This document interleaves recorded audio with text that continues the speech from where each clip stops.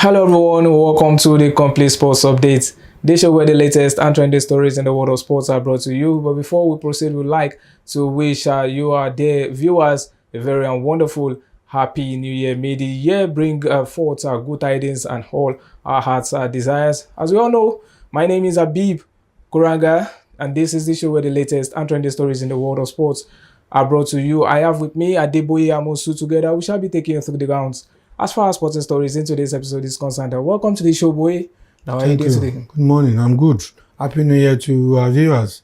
And just like you said, we are hopeful that the New Year will bring a lot of good tidings and goodies to us and all our viewers around the world. Absolutely. It always feels good and amazing to be back on the Complete Sports Updates. It's a new year and also a new stage for the Super Eagles of Nigeria as they are set to face the Desert Foxes of Algeria in the quarterfinal of the 2025 Africa Cup of Nations. And right here on Complete Sports Updates, we shall review the Eagles' resounding 4-0 victory over the Mambas of Mozambique, which Nigerian players are in the running for the MVP award, and should Eric Chelle side be seen as the major favorites for the AFCON title. Well, we have Adeboye right here, who, as you all know, is going to provide an in-depth analysis towards these topics. So, boy, welcome back to the show once more. Thank well, you. The Super Eagles of Nigeria, just like we all know, they actually won convincingly in the round of 16 against the Mambas of Mozambique 4-0. And well, the stage is set for the quarterfinal against Algeria. Well, before we move into that game against Algeria proper, let's hear your thoughts about the game against Mozambique. Well, it was a good one for the Super Eagles. Everybody was a bit, it was a tricky game for them, if I may put it that way, because we also the Mambas against the likes of Gabon, Cameroon, and the holders Ivory Coast in the group stage. They put up a good fight, and everybody was like they will give the Super Eagles a good run for their money, but Super Eagles being Super Eagles, they really showed the Nigerian spirit right from the blast of the whistle till the end. Despite the fact that they had a good lead in the game, they fought from the blast of the whistle from the 4th minute to the end of the game. It was a professional performance and a good one. Ademola Lookman, Alex Iwobi, Victor Osimhen, the captain Wilfred and the other guys too. They were all out for it, and they made Nigeria proud against the Mambas. So now, well, we've actually seen some players who have been so fantastic for the Eagles. Well, we actually have the likes of Alexander Iwobi, who you actually named Iwobino, Ademola Lookman, Victor Osimhen, and others who have also been amazing for the Eagles. So to you, which Nigerian players do you see as the best, as regards to this tournament? Well, my first pick is Ademola Lookman. We all know what the guy went through last summer due to his transfer also with Atalanta. The guy was he really pushed to join their Serie A rival. I was talking about Inter Milan, and that really affected his performance for the Super Eagles during the World Cup qualifiers. But we have seen a different the whole Ademola Lookman in this competition. He has played 3 games for the Super Eagles in Morocco and has contributed 3 goals and 4 or 5 assists. So and he was named the team of the group stage. So Ademola Lookman at this stage, if he should continue with his present form and the Super Eagles are able to make it to the final, he should be in the running for the MVP. I want to also look at the performance of Alex Iwobi in this tournament. For me, this has been the best version of Alex Iwobi since he started playing for the Super Eagles. It's like he's always under pressure when he put on that green jersey. But this time around, he has proved a lot of his doubters wrong. The guy went through a lot after the last AFCON, as in the final loss to Ivory Coast. He was singularly criticized for the Super Eagles' failure to win that game. So this time around, he has lived up to expectation. When you see Alex Iwobi play for Fulham, you wonder why he always find it difficult to replicate such form for the Super Eagles. But I drove my heart for him. So far, he has been the brain behind. Fine, he already had 1 assist, but he has been the brain behind most of the team's attacking moves, especially against the Mambas. I want to also speak about Calvin Bassey in defense.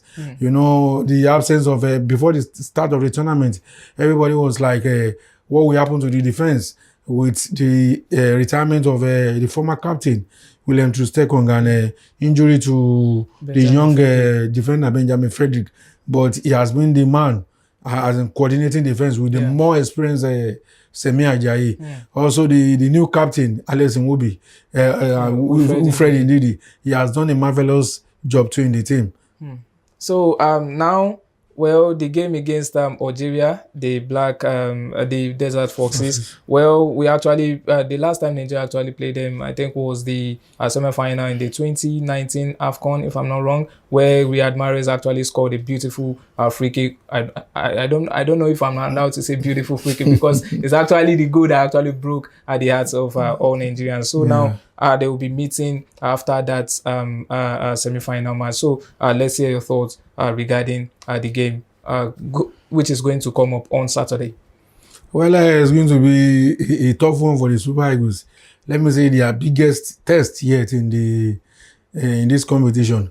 But from what you have seen so far, the commitment, the dedication from the players, I think the Super Eagles should be able to skate through this hurdle, even though it's going to be a difficult one for the team. You know, the Algerians too have a lot of quality players in their team, and they have a good coach, Petkovic, who has masterminded the team rejuvenation. You know, I think this is the first time Algeria will be playing in the quarterfinal of the AFCON since the last time they won the tournament in 2019. So they still have some of their old guys around.